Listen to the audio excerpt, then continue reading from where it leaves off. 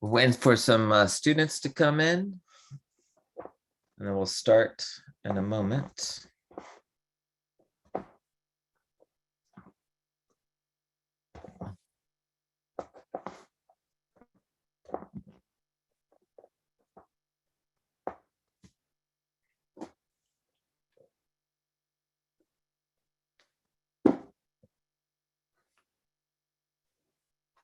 We'll wait about one more minute, and then we'll start the program as people move in.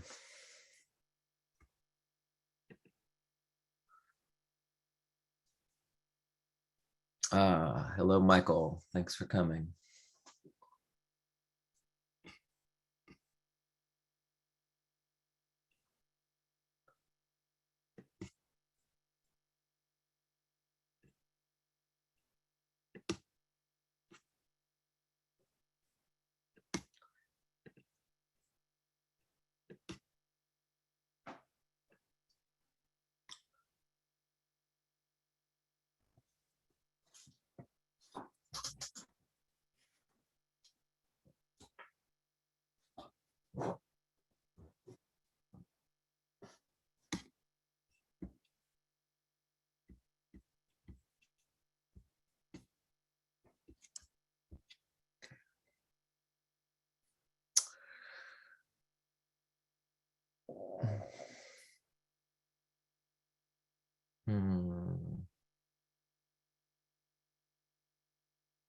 Okay, let's get going. Hello, everyone. My name is Jeffrey Ray. I'm a digital arts instructor in art, media, and design at Cal State San Marcos. We are very honored to have our guest today, Charmaine Minniefield. I do have a few things to announce before Charmaine starts. Hello, hello. I'm standing in for Malesha Taylor today, who is currently, I believe, on a plane. Her class, AMD 380, Visionary Artists of Color, is a host for the speaker series that we're Resounding Visions. AMD 380 explores the work and lived experiences of BIPOC artists in the contemporary art world and focuses on themes, representation, and issues that specifically affect BIPOC artists. The course that I teach is AMD 308. It's also a host of the speaker series. We mostly focus on the workshops. This course is designed to give you an appreciation for sound and understanding of audio art, an introduction to sound design for film, video, podcasting, and basic training in audio recording and mixing. So please take it next semester. We offer every semester. So it's AMD 308. And Petresco also teaches this class, and she is amazing. So we wanted to begin today's presentation with a land acknowledgement. Cal State University San Marcos its surrounding areas is still home to the 6 federally recognized bands of the Hoya, Pala, Pauma, Pishanga, Rincon, Saboba, Luciano, Payom, Chium people. Sorry if I mispronounced. We would like to take this moment to acknowledge and express our appreciation and respect for those groups whose homelands we reside and learn on. Recognizing that they are stewards of this land from time immemorial in spite of ongoing violence of settler colonialism. Given that we are not all together for this session, we invite you to look into whose ancestral homelands you reside on by consulting the resources we will be sharing in the chat. As a first step in recognizing the resilience and strength of Indigenous communities and expressing solidarity with efforts to undo their intentional erasure. And I'll put that in the chat after I give my little presentation. So let's take a few quiet seconds to project solidarity as I share those resources now. Actually, I'll try to do that right now. As I put this in chat. All right. So it's right there in chat for you to check out. Um, so we want to welcome to our second session of the semester of Resounding Visions. This is a year-long series of BIPOC artists, musicians, and scholars who work at the intersection of sound and art to explore forms of cultural resistance and affirmation. The programming committee for this series includes faculty members Misael Diaz, Christina Dickman, Ana Louise Petresco, myself, and Malesha Taylor. We wanted to extend a very special thank you to Steve and Laura Wagner and the Epstein Family Foundation for this generous funding that makes these events possible. We also want to thank the School of Art staff, especially Albert Rascone here, for their support. Albert is here helping us along. We could not do it without him.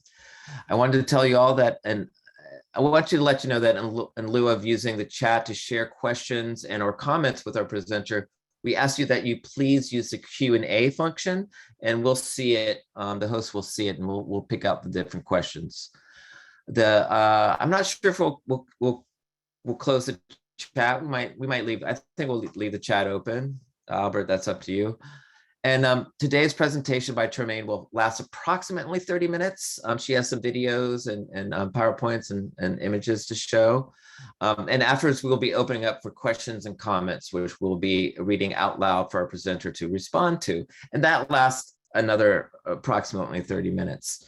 So before I introduce our guests, I want to read a bio. Charmaine Minniefield is firmly rooted in womanist social theory and ancestral veneration. The work of Charmaine Minniefield draws from indigenous traditions as seen throughout Africa and the diaspora to explore African and African American history, memory, and ritual as an intentional pushback against erasure. Her creative practice is community-based as her research and resulting bodies of work often draw from public archives as she excavates the stories of African American woman-led resistance, spirituality, and power.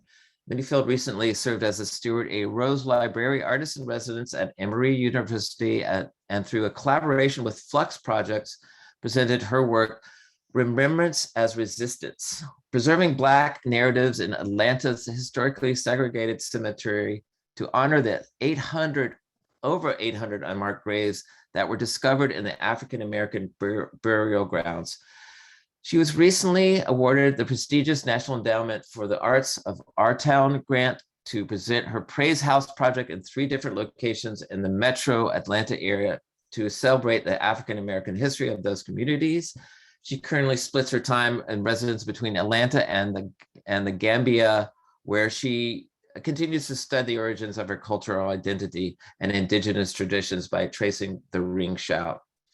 Off script a little bit, she is in the middle of curating and performing this big festival in Atlanta, Georgia, and it's amazing. She's a superhero, and it's our honor to introduce Charmaine Minniefield. Over to you, Charmaine. Thank you. Thank you so much, Jeffrey. That was such lovely. Off script.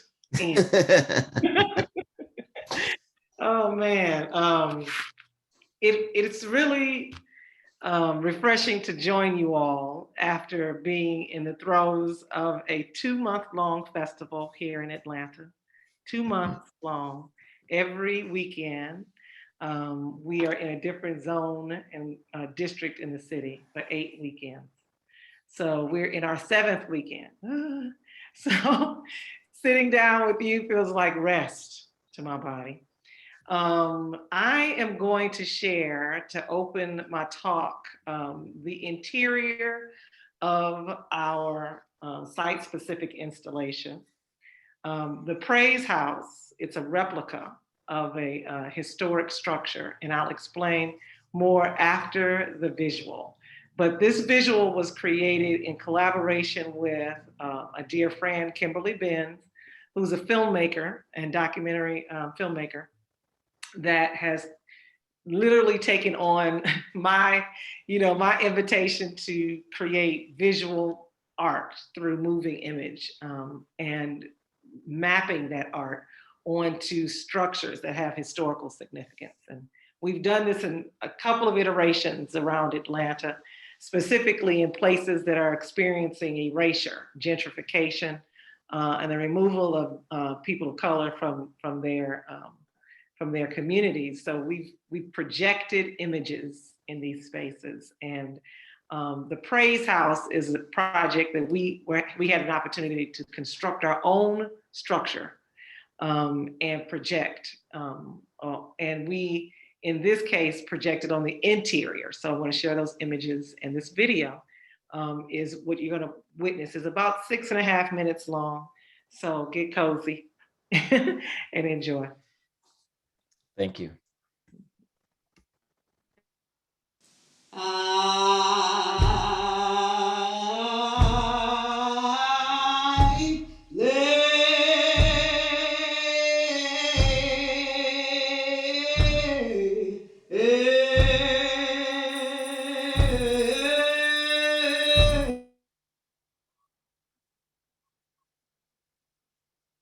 Sorry, we're going to start that over.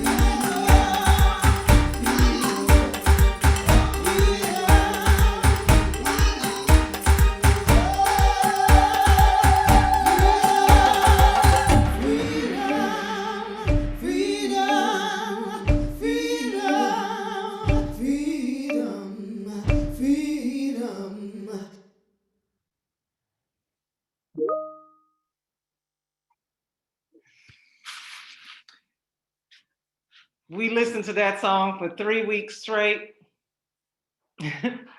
on a loop, playing over the African-American burial grounds in Atlanta's historically segregated cemetery. We built a praise house, and I want to play the slideshow so you can see the structure. Praise houses were small wooden structures that were hidden in spaces that were safe for us to be able to express our African identity, our freedom. We had praise houses to replace the drum, which were outlawed because the laws that wanted to dismantle us. In resistance to those laws, we built praise houses. Drums were how we communicated. They didn't want us to communicate. So the praise house became our communal drum, the floors of them. We gathered in praise houses in circle.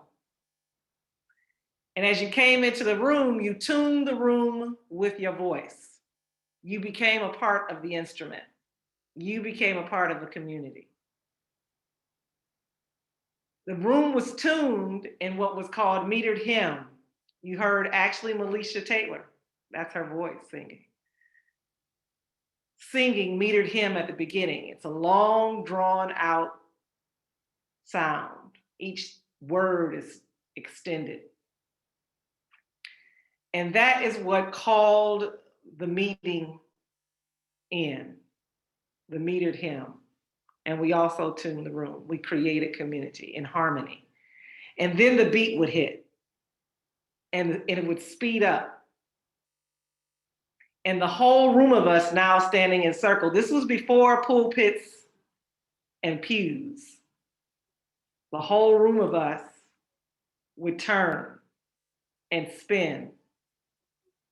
That was what you were witnessing. That was called the ring shout. The ring shout was in itself a form of resistance because we preserved our African identity by remembering ourselves, remembering ceremony inside of our bodies, remembering that movement was actually our medicine. We remembered that by moving in unison, by lifting our voices, by call and response, we were channeling our divine. Preserving our identity was also preserving our bodies, our spaces. It came from the same place that field songs came, and what eventually became chain gang, physical encouragement through song, through movement, through rhythm, through repetition, through ritual of all of those. In some spaces, it's called ashe, the will to live. And that will translates generation after generation and expresses in our identity still today. The second line band, the buck dance in New Orleans, the marching bands of Black colleges, liturgical dance in Black churches. All parading traditions come through the ring shout, an indigenous African ceremony when expressed out of the South. We had wonderful elements of connecting with the indigenous that were here as well. That expresses in New Orleans in particular. But the ring shout is what was that thing that changed the identity of Christianity. It did not express anywhere else like it expresses for Black folks, Christianity. That same ashe expresses in Islam in West Africa, where I was just able to live for 14 months during quarantine. I'll tell you that story. But there, where Islam enters, another Abrahamic religion, that ashe still preserves our African identity and changed the complete culture and identity and expression of what Islam is. And no, it does not express in any other part of the world like it does in West Africa. So the ring shout. This project comes because I was inspired by the discovery of 800 unmarked graves in Atlanta's historically segregated cemetery. Oakland Cemetery in 1866 was ordered to exhume the bodies of 879 individuals who were buried in what was called Slave Square in order to make room for white citizens of Atlanta. Those bodies were tossed over a hill into a flooded zone, and all of those families lost their ancestors. 150 years later, in 2016, through heat sensing radar technology, we discovered them again. The cemetery went about a restoration effort, and the Praise House in me was born. I wanted to remember them, but I wanted to use a symbol of memory, a symbol of remembrance. For me, that's the ring shout, where remembrance is resistance, resistance against erasure. I had once created a ring shout from footage that I had taken from a praise house in South Georgia. That ring shout was two-dimensional, and it was on the Auburn Avenue Research Library in historic Auburn Avenue, the King District, not far from the cemetery. That ring shout eventually became the Praise House. We were able to construct our own structure and place the Praise House inside of the cemetery. This project was presented by Flux Projects, supported by the National Endowment for the Arts, the City of Atlanta Office of Cultural Affairs, and also Emory University. I was an artist in residence at the time at Emory. I had a chance to work in their archives and connect the research from those archives, from the Langmuir collection, from 1853 when the camera was invented to the present, a collection of African-American images. I was able to pull from those archives images that were from this era of when these individuals were lost in the 1860s. And inside of the footage that you just witnessed, those photographs are there. I was especially interested in examples of women-centered faith traditions. The ring shout is that, women-centered faith traditions. I wanted to, in every element of the work, dismantle systems of oppression, patriarchy, racism, each economic injustice, erasure. So even as I used the archives, that was my effort. I ended up in Africa. I was in the Gambia, West Africa, continuing my research when the quarantine hit. I was stranded there for 14 months. And I had a chance while there to create an entire body of work that contributes to this work. I painted in indigo as a prayer to my ancestors. A crop that was also carried over, and skill that was carried over by our ancestors, indigo, and crushed oyster shells. In the Gullah Geechee corridor, much of the architecture of those days was painted with crushed oyster shells, just like the architecture is in West Africa. I painted in those as an ode to them. But while I was there, I painted images of myself in prayer, also performing the ring shout. movement became medicine to me. Everything became framed inside of the ring shout. What were our ancestors doing by doing this act, this ritual? They were healing themselves. They were asserting themselves. They were affirming their life. They were resisting erasure, all of that. That all came over me while I was in the Gambia during quarantine, and people were climbing Capitol walls. And Black people were being shot in the street in through police brutality. And our country collectively, our world collectively was shouting out, resisting this moment of erasure. My body went into prayer, and I started painting in these images.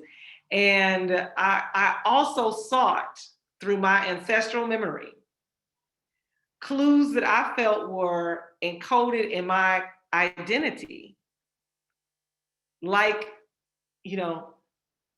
freedom quilts had coded messages of freedom, leading us to freedom. I recognized that my identity was encoded with cultural references that would lead me home to my people. So while I was in the Gambia, I sought out evidence of my people. Where was the indigo? Where was the ring shout? Where was the gumbo? Cultural identity. And I immersed myself, I was blessed to immerse myself in the indigenous traditions that were there. And I had a chance to also record a woman performing what clearly is evidence of the ring shout. And you saw elements of her in that video as it just opened. She's performing a traditional Mandinka dance in traditional Mandinka garb. And the Mandinka dance, their arms stretch out wide and they flutter up and down, fast like a hummingbird. Their knees are high stepping, pow, pow, pow, and they go faster and faster and faster. It's the most amazing thing to witness. Well, those who were taken and brought to this side, we were restrained. Our dances were more confined. Our same movements, but hands were on our hip. Our hands were on our hips and our feet only shuffled. You can see that in the ring shout. Those are those images. So I was able to bring back all of those elements to the work. I intentionally wanted the work to be loud, to disrupt the landscape that it was in.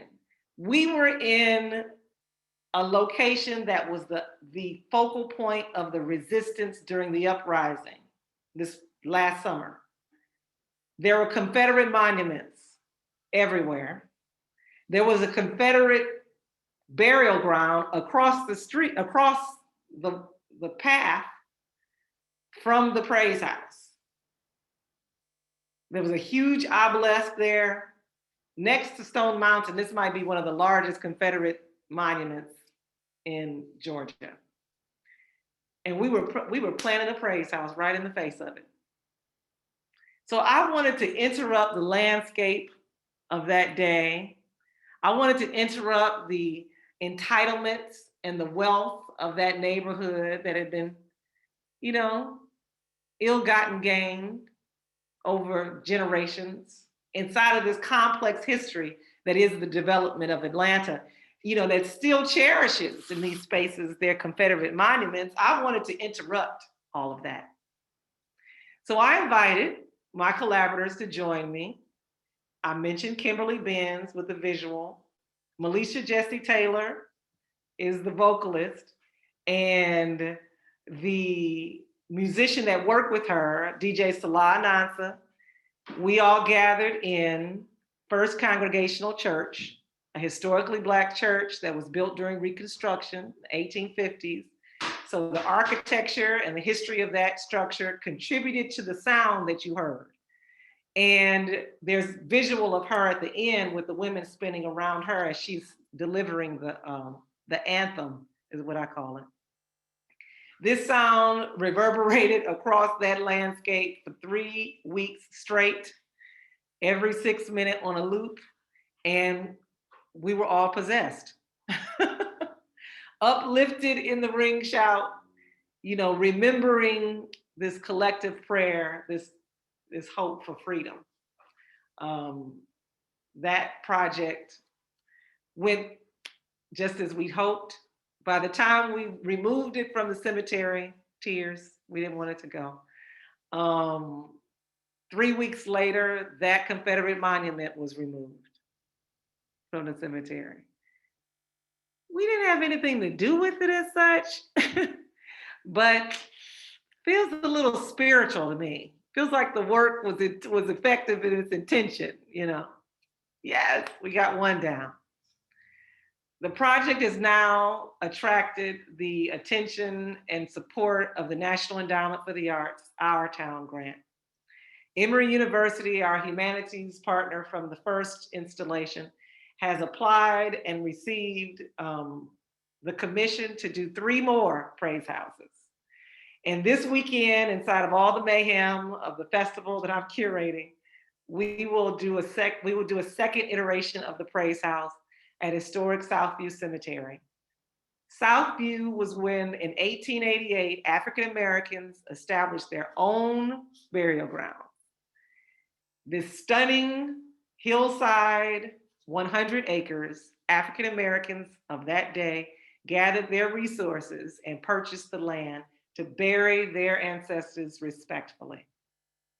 So we will follow their migration with the Praise House project and reinstall the Praise House at Southview, where the likes of John Lewis, Hank Aaron, Dr. King, Ruby Doris Smith Robinson,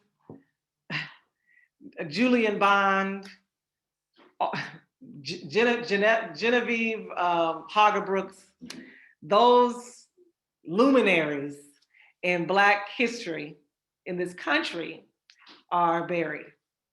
So it is a great honor to be able to do that this weekend, actually. The third praise house will actually install at the DeKalb History Center in downtown Decatur to be a permanent structure which replaces a Confederate monument that was recently removed. This is the centennial celebration of DeKalb County, and they have intentionally commissioned this work to replace that Confederate monument that was removed. We're doing the work, And then the fourth praise house will be installed at Emory University in the fall as they dissect their complex history with enslavement and displacement. The project presented as a part of their slavery and dispossession conference this past month, and presented, in that setting. And it's in this space that we're even introducing concepts like reparations and how an institution can participate in repair for harms done. I'm a graduate of Agnes Scott College, also in Decatur. Just down the street, you can see where the praise house will be, where there was once a Confederate monument placed there by the Daughters of the Confederate. Now, they dismantled the Klan, at least publicly they did. They no longer wear their robes, but not their wives. The Daughters of the Confederate is still thriving. They have a newsletter you can join. And they had an active collective at Agnes Scott College, where I went to college. Beacon Hill, the small town there, has always been I've been very interested in, because It was a freedmen's town that was settled in downtown Decatur, this hugely wealthy area that is not diverse. And Agnes Scott was founded after the Civil War, where George Washington Scott regained his wealth and resettled by creating fertilizer that saved the South, type thing. And some of those who were enslaved by him in Florida migrated with him and settled in Beacon Hill. Most of the population were newly freed slave and enslaved folks, now freed, and they created a burgeoning business and residential district. Over time, FDR came in, a few generations later, and leveled all of their homes that they lived in, and shotgun houses, and made them pay land to live in what became affordable housing, turned into, the slang term, the projects. And that's the only thing that remains of Beacon Hill still today. The Praise House in downtown Decatur, just a stone's throw from Beacon Hill, will be in their honor. And all of those who worked at Agnes Scott worked at Beacon Hill, lived in Beacon Hill. Columbia Seminary has already, just down the street, has already announced their reparations plan. If you are of color, you can get a degree. And we're in discussions now with Agnes Scott. I'm just hoping that this work sparks conversation around place and power, belonging, resistance, how we can use our music, our bodies, our movement, our traditions, our cultural identity, the act of memory, the act of remembering. All of that can be positioned to ensure a just and equitable future. Real freedom. Not that we are making these things up, like this is a fantasy. One day we'll be free, all of those something. And we can also get away with this, these artistic gestures. But the gestures themselves have power of that ensure preservation, but also resists erasure and moves these movements forward, these efforts forward, of real equity and justice. So that's my Praise House project. I'm hoping that my great-grandmother, Orly Irvin, who taught me how to shout, who's from Frankfort, Kentucky, and whose ancestors are likely connected to those who were enslaved by Emory, as they have shown research of that migration. Their name is Fuquay, and most buildings down here in Atlanta are, from the Fuquay white slaveholding line. So those conversations, I'm hoping, also continue. I'm going to check on my time because I'll keep talking about the ring shop and praise houses. Albert? We can have some questions in a moment. Yes, when you're ready. I'm ready for them. Okay. Okay. All the students, and Malesha's here as well. She got on the phone. I'm gonna ask this question by Michael, student. Was special care taken when the building a praise house so as to enhance it as a musical instrument? The care that was taken was, we took some liberties on the architecture in order to contain the visual. Otherwise, there would have been windows. We also made sure the floor was wooden so that you could experience the stomp. We have not quite played with the intention of the architecture around acoustics, but I'm happy that didn't happen because neither would have our ancestors. And a lot of that was sort of organic and it worked out, and just like it would have back then. Great. Good question though. Yeah, good question. I want to make sure Malesha, are you able to say anything, or you can speak through the chat? She's got some amazing points here. I just want to make sure I give her space to. Yes, But, yes. but yes, I will, while we're waiting, I'll ask another question. Okay. Aiden asked, what you said about indigo really intrigued me. What significance does it have in African culture, spirituality? Indigo was a trade skill that came with us. Indigo is also a practical skill there. So, fabric is dyed in indigo. There are indigo pits in Nigeria, not just in the Gambia, but indigo is all over West Africa. Indigo was also a fabric dye that attracted the Portuguese initially in the first contact at the island of Cape Verde. They initially came for indigo. Now it's, we have to remember that denim jeans is actually indigo. Heavy cotton, indigo. There, we call it mud cloth, indigo. There are, depending on your cultural identity and ethnicity in West Africa, there are all kinds of reasons and sacred traditions around indigo. In the Mandinka culture and Fulani, they dye their chins indigo. Don't say anything if you see me do that. They, in some cultures, they dye their gums. The women dye their gums so that it's framed in indigo.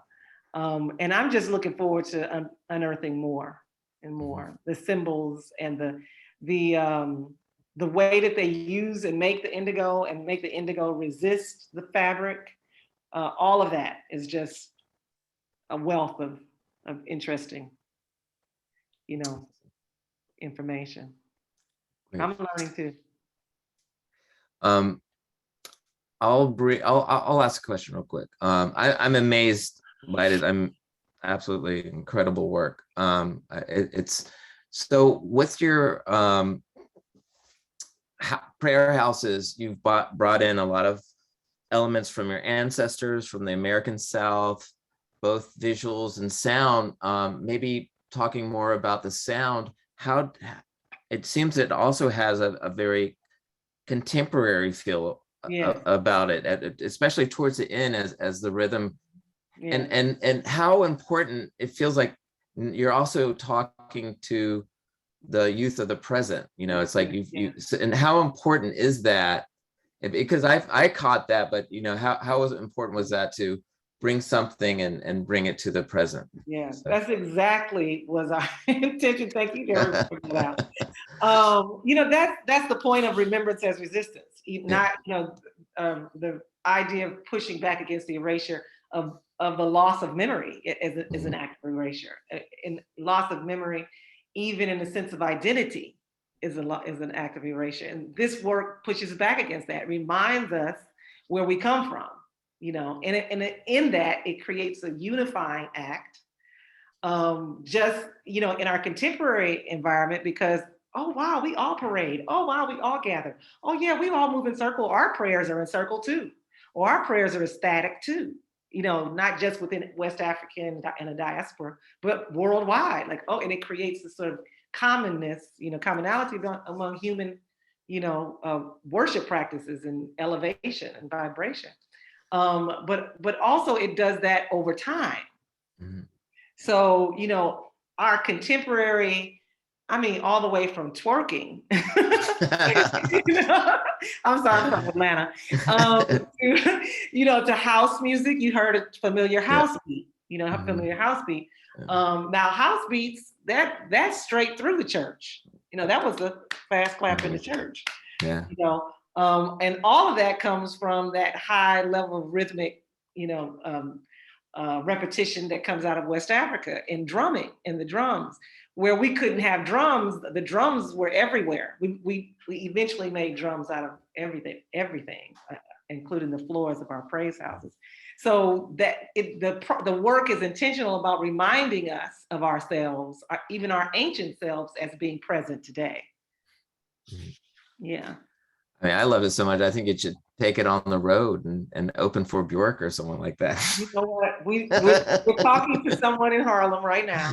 But another thing is, I really want to go on like a preacher's circuit. You know, put the Yeah. praise house on a bed Yeah. and drive it through the South and end up in small towns and do Yeah. whole with it. All that. I'm looking forward. Yes. Okay. I have another question from a student. Students, you still have time to bring it in, and want to make sure Malesha has space to, if she can, ask a question herself. Oh, yay, Malesha's here. Yes. Can you guys hear me? Yes. Yes. Yay. Now I'm a panelist. I was an Great. attendee for a minute. Okay. All right. Everyone, thank you. I just landed in Los Angeles. I have not been in an airplane for 2 years. Wow. And I am in my parents' car. Awesome. And so it is ironic that I'm here and Charmaine is there. But I am here because I'm going to be working with Jose Abad, who is our last speaker in this series. We are making a film for you all, and we will all get to watch it in December. So thank you. Charmaine, can you talk to us about why is ancestral memory important to Black American people? Why do we need to remember? Why is memory valuable to us? You know, the praise house, this makes me think about the praise house that I'm about to construct at Southview Cemetery. Southview Cemetery has over 800,000, I want to say, was it 80,000? Some amazing number of, of ancestors there. The list of, you know, historical figures that have literally been the foundation of this country are buried there. And you don't realize it that, oh, it's just down the street, you know, like not in a history book, but literally just in my neighborhood down the street. At a time when it's you know, the country is questioning whether or not we should remember at all, if we should reflect on history accurately.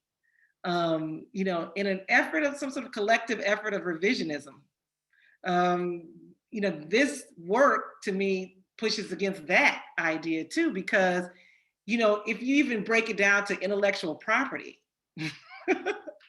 or, you know, just like we can talk about indigo, that as a symbol of memory, because if you deal with, you know, slave labor, then convict labor, then retail and capitalism and, you know, appropriation and all of that is this mammoth system that everyone feels like is just, you know, unconquerable. There's no way that we could ever let, you know, reel that back once that beast is out of the gate.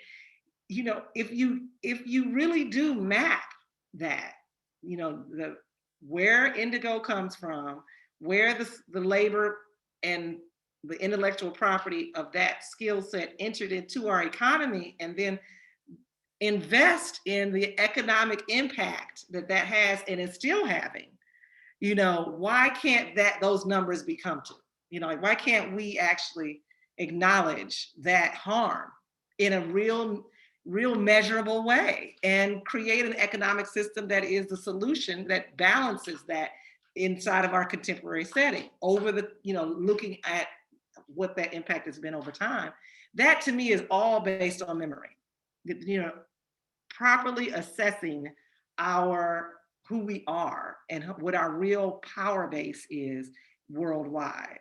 And, you know, from our sacred objects that have been enthroned in museums that became literally the collective assets of a nation that now control the banking systems in the countries that they took them from. Like, you know, that's my statue. I remember that's those type of acts I feel like are important. And then just, you know, on an individual level inside of our collective conscious, our individual consciousness today, for Black people, for African American people, it is about connecting who we are to an infinite power that is from the beginning of time and not just from our enslavement to the present, or not just last week, but really all the way from grandma to infinite grandmas, and many of our spiritual systems are based on a cumulative ashe, generational intentional prayer for our well-being, and that's ultimately contributing to our evolution into at some point return to our actual freedom. So all of that to me is the path of memory, just like freedom quilts and cultural encoding. All of those are actually embedded inside of our actual ancestral memory. What is ashe? I keep hearing you say this word. What does that mean? Yes. Ashe is power.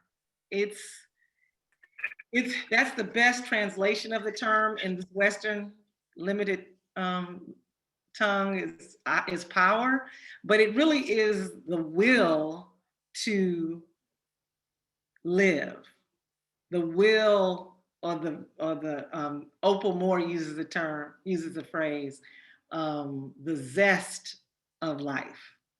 And so you can direct ashe, you can direct intention and the will and your will towards something.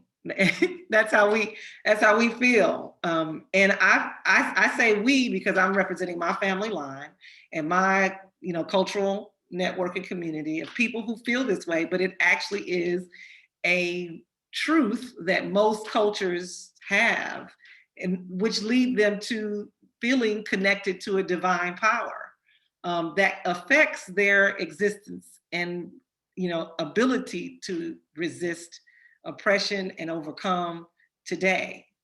That all comes from our divine power that connects us to our ashe, which moves us forward, is what it is. And I think it expresses in different languages and different spaces. I was raised Pentecostal. We had ecstatic possession as well in our worship practice. That my great grandmother taught me how to shout. That's why I followed her path through Mandinka culture in the Gambia, and all of the connecting points that led me there. But we call it the Holy Ghost, so. Yes, beautiful. Jeffrey, do you want to read Riley's question? I can't read and talk at once. Riley has an amazing question here. Everyone has incredible questions, so it's hard to pick. But Riley says, ask, the action of reclaiming honor through the Praise House project is incredible. Does your connection and history of your blood ancestors help drive your creative actions to continue this work?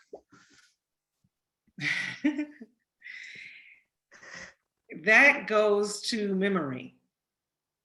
That goes to memory, the importance of remembrance, because remembrance is resistance against erasure as we move forward, erasure as we potentially could forget the past, but it really is about remembering my grandmother's prayers, really remembering her prayers. Like, I remember her, and I remember all of the love that filled the room, filled my body when I touched her and sat on her lap. And I want to tap into that memory and that prayer for her mother, and for her mother, and her mother's mother, and recalling that all the way back, and living the manifestation and answer to those prayers in my body today. And if I could harness that from the present to the beginning of time, what is it that we can do? That is really what our ancestors were harnessing in that small, tiny shack, beating that floor remembering themselves in a collective prayer, they were calling on that line to move them forward towards freedom.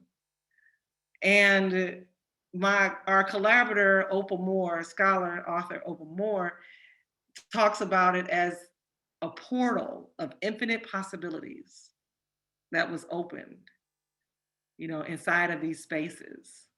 And so we bring that now today at a critical moment. We bring that. And I'll tell y'all a little bit. I'm a public artist. I do murals. I do giant buildings on the sides of big murals. I did a mural right before going to the Gambia in Brooklyn, of Harriet Tubman.